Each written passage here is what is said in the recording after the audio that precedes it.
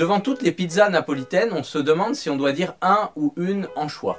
Je vous le dis, c'est un anchois. On se demande aussi souvent si on doit dire un ou une orque. Là, c'est une orque. Mais on se demande moins souvent si on doit dire un ou une poisson-clown. Et pourtant, la réponse n'est pas évidente, parce que ça dépend de l'âge du poisson-clown. Comme beaucoup de poissons, les poissons-clowns sont hermaphrodites, et leur genre dépend de leur âge. Vous avez vu le film Nemo, vous vous souvenez de l'histoire. La maman de Nemo, au début du film, est mangée par un barracuda, et le père élève alors seul son fils, qui un jour est enlevé par un plongeur, et donc le père part à sa recherche.